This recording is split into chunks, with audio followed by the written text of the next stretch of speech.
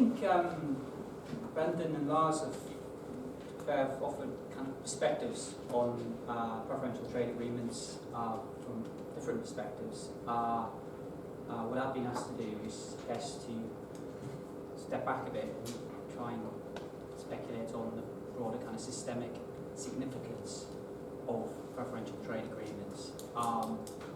And if I've got this right, the theme of this workshop, I guess, is three-pronged.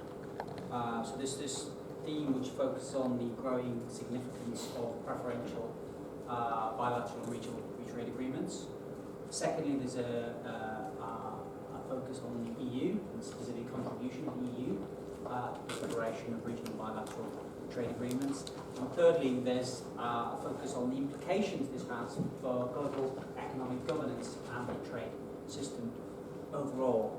I'm going to try and talk around some of those themes in a kind of roundabout way. Let me just spend a moment on the title. It sounds very provocative. My presentation is not very provocative at all. But I do think I want to talk a little bit about TTIP, and I want to talk about TTIP not in so much detail about the specific negotiating dynamics, the specific issue areas, product coverage and all of that, but what TTIP represents, what it signifies in terms of those broader questions. Now, last year's G20 meeting, David Cameron was interviewed shortly after presenting on TTIP, and he responded to a question on TTIP out of a kind of, I guess, out of a sense of frustration. And what he said was, "We've signed trade deal after trade deal, and we've never run into this problem before," which I think says a lot. That a lot of the blowback, a lot of the controversy, a lot of the mobilisation around TTIP is in some senses unprecedented. And I think part of that has to do with neither, well, particularly from the EU, hasn't negotiated a trade deal on that scale with a trading partner of that significance. But I also think, and I don't necessarily think this was what was in David Cameron's mind, that part of it is this growing uncertainty, ambiguity about what TTIP and that kind of form of liberalisation means for the overall global trading system. There's an ambiguous relationship between mega, what Brendan called mega regionalism, mega bilateralism, and the overall global system, epitomised, of course, most obviously by the ongoing impacts within the WTO over the Doha round. Added to that, you've got this growing sense that there is something fundamentally changing in the distribution of global economic power, something which, of course, Lars alluded to in his presentation. So that there seems to be something really big and fundamental that underpins the anxiety that the TTIP negotiations appear to have struck on. So they're the kind of themes I want to try and talk around in the next 10 or 15 minutes. But I want to just start, because I was asked to speak specifically about the EU. I want to start by just saying a few words on the EU. And it's very interesting, I thought, when Lars was speaking and talking, speculating, or giving us some hints, glimpses of what's likely to be in the new Commission trade strategy, the issue of values came up, and the belief or the motive, the desire to insert more forcefully European values into its trade agreements, and by implication promote European values in the global trading system as a whole. And that is very, very interesting. Personally, I don't think it's anything new. I think, in a sense, what's happened over the period since the Uruguay round, concluded in 1993, as the EU and the Commission in particular have grown in confidence and personality as a kind of actor within global politics, that it's sought to kind of frame trade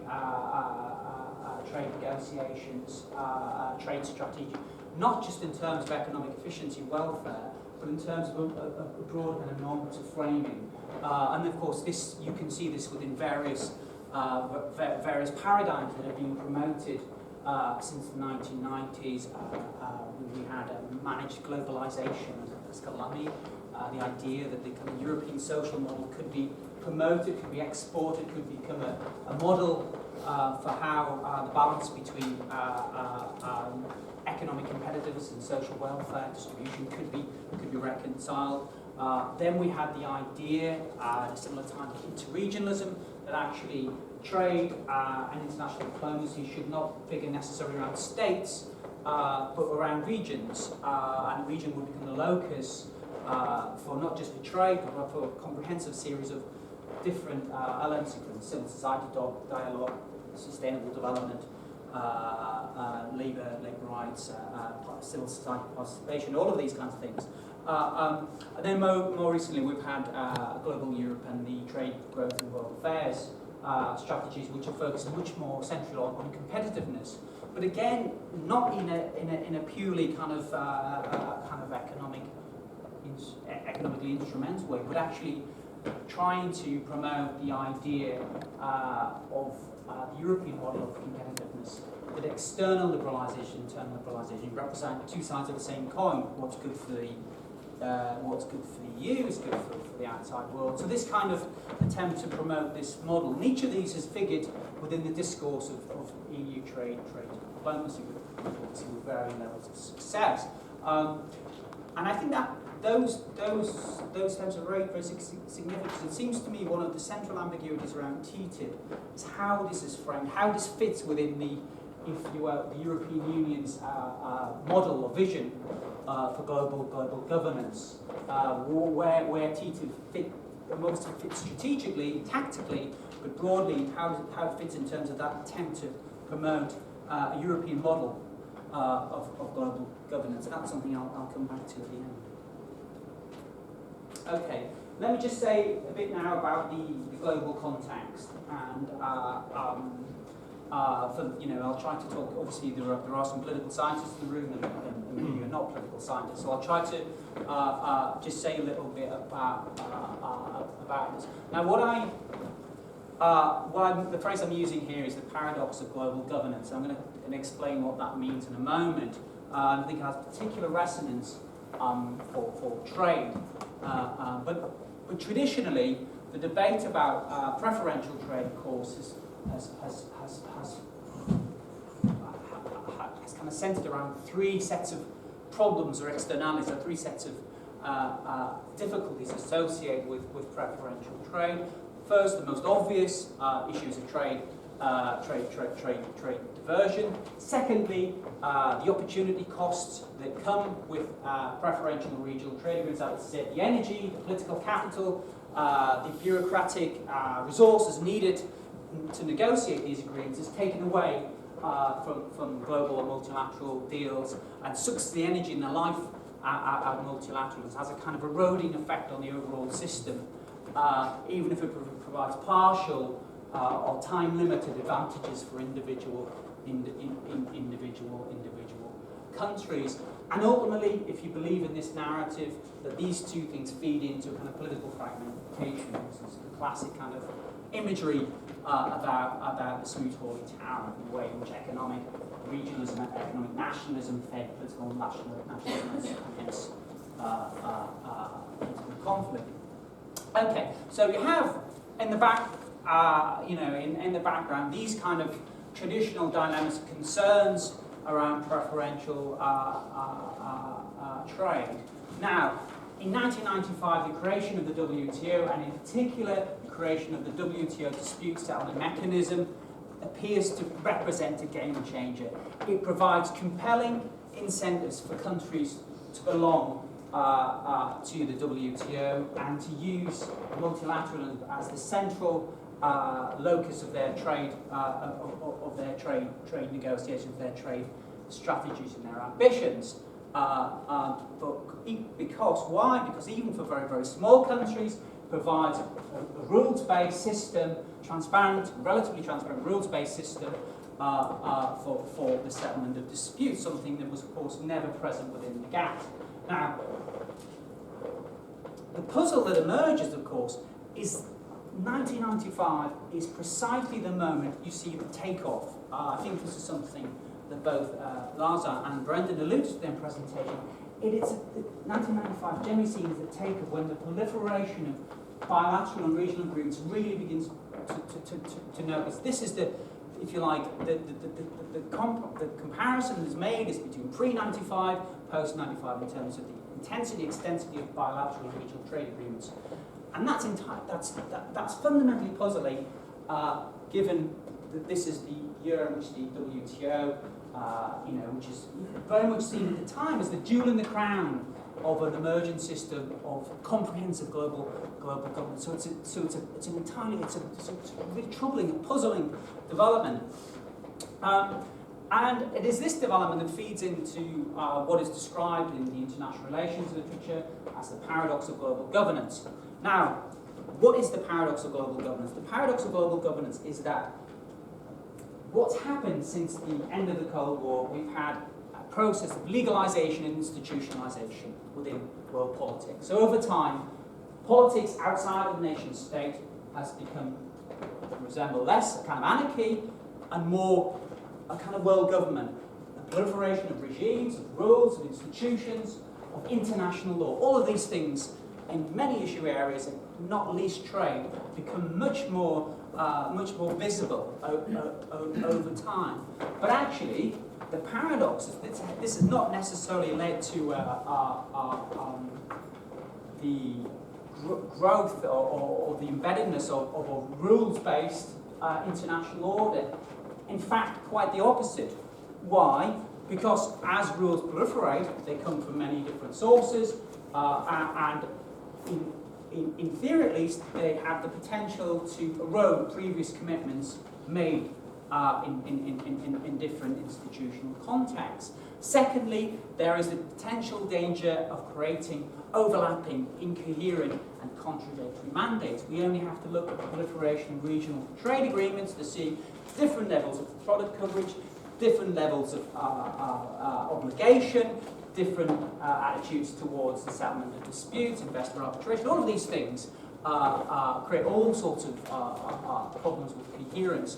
And finally, and perhaps most important of all, this proliferation of rules that don't kind of fit into any neat kind of hierarchy create opportunities for regulatory arbitrage, for venue shifting, for venue shopping, which are particularly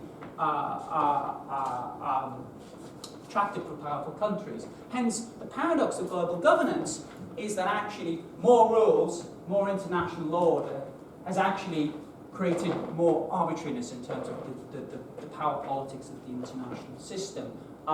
So that's a general kind of sense in which that model applies, and I think it does apply in trade in a very particular way.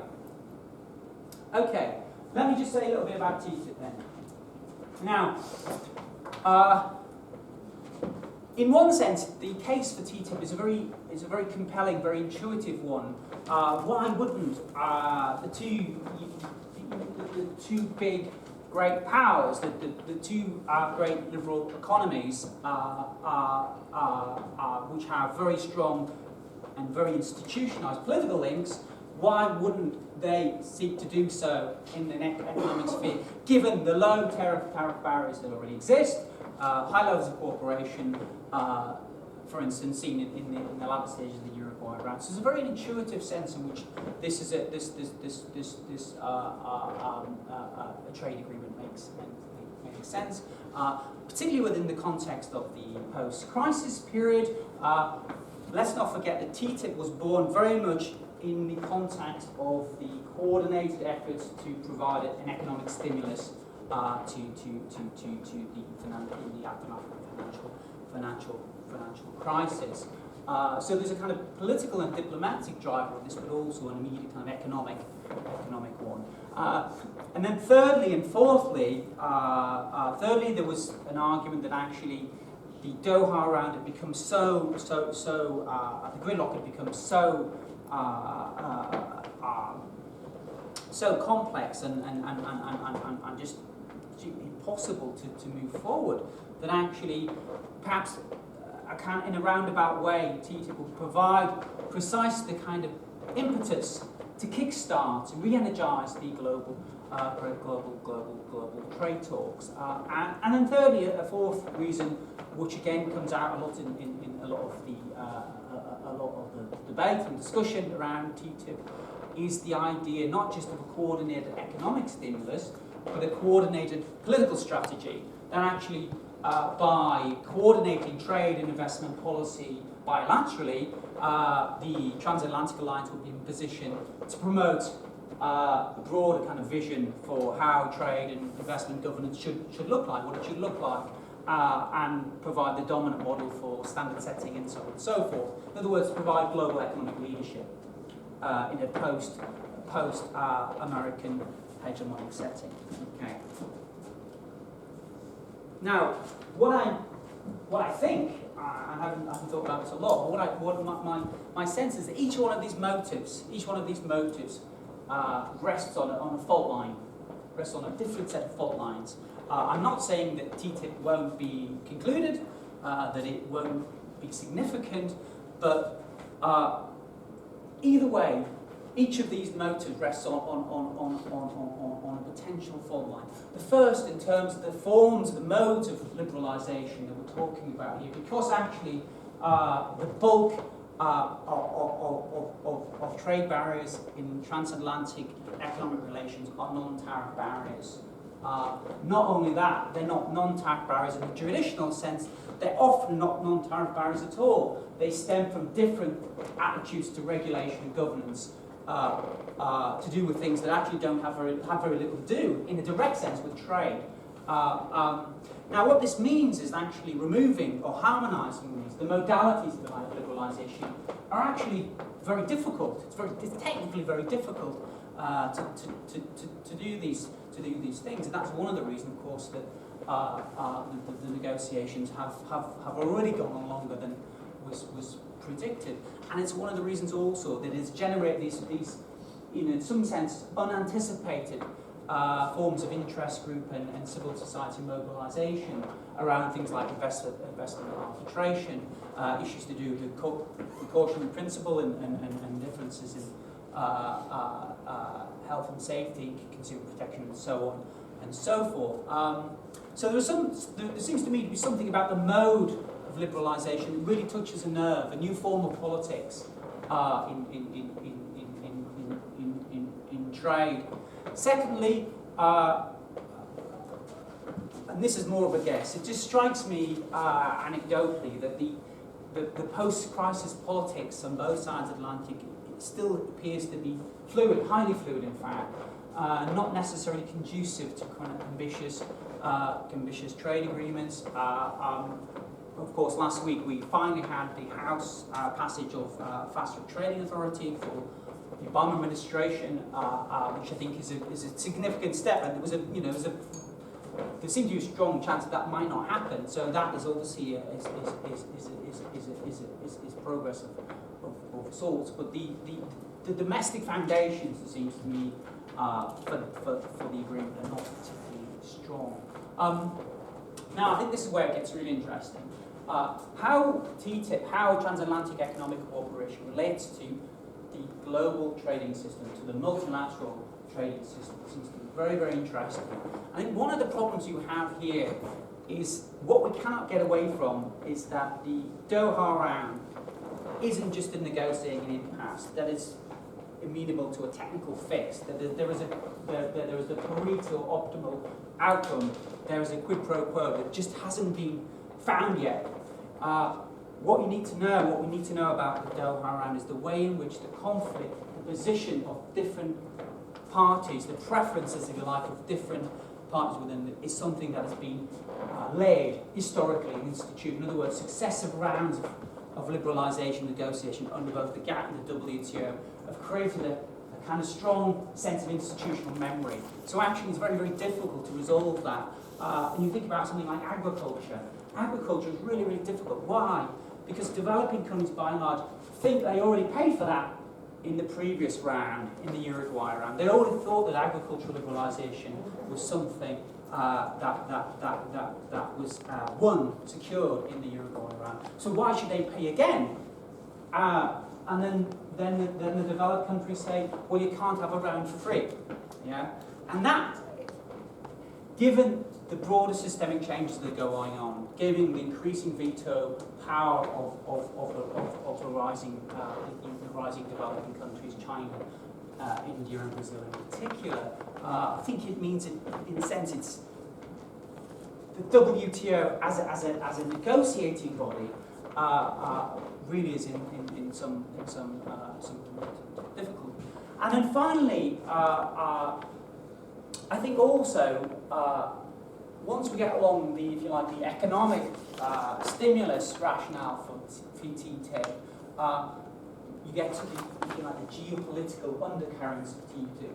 And if you read the stories this week about the launching of the Asian Infrastructure Investment Bank, it's very, very interesting, the attitude of the US to this and the attitude to certain European countries. It seems to me that the US has a much stronger sense of its geopolitical destiny in relation to global economic governance. Now, the EU might have that as well, I just don't know what it is.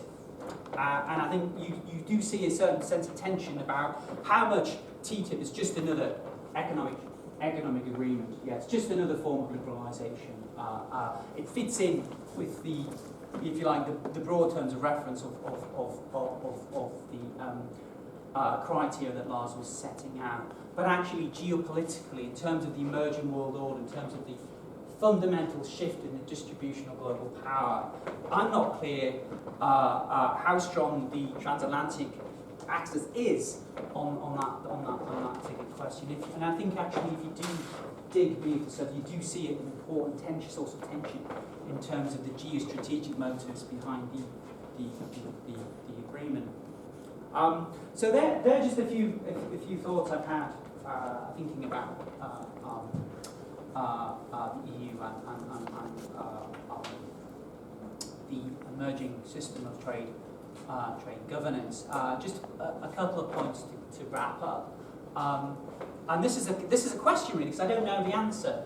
How does TTIP fit into the EU's normative vision, framing its contribution to global trade system? I do not know the answer to that question, but I'd be interested to talk to anyone who does. Now, it seems to me that the rationale for this workshop, the rationale for this package of seminars has very much been about this idea of regime complexity, that the idea that we're not just seeing a proliferation of regional bilateral agreements where we can assess them as a whole, holistically, because actually the system is very fragmented. Many of these agreements, most of these agreements have contrasting levels of obligation, contrasting levels of product coverage. Some are WTO plus, some are WTO equivalent, some are comprehensive, some have independent investment arbitration, and all the rest of it. In other words, there's no uniform pattern, and this is occurring within the context when actually there's a lot of uncertainty about who governs, who rules, who are the dominant powers. Issues to do with authority and legitimacy and accountability within global institutions. All those questions are really up in the air. But one thing it seems to me to be perfectly clear is that the drivers of preferential regional bilateral agreements now it seems to me to be independent from the negotiating dynamics of the multilateral trade system. In other words, it's no longer a second best strategy, and that's fairly clear for all to see. And then finally, just on the specifics of TTIP, I do sense that there is something politically ambiguous about the agreement and the negotiations, partly to do with the forms of liberalisation. The stuff that's really needs to be harmonised and reconciled, which is throwing them all sorts of unpredictable forms of political mobilisation and resistance. So we'll obviously have to wait and see what happens. But that's all I've got to say. Thank you so much.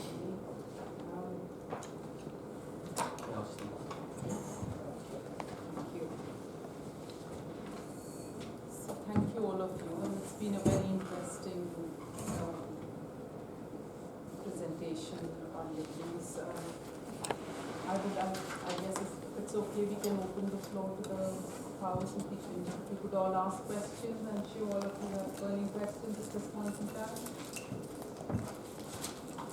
So if you could all, those of you who would like to ask questions, let's have a format where you could introduce yourself. It could be a question, it can be a comment.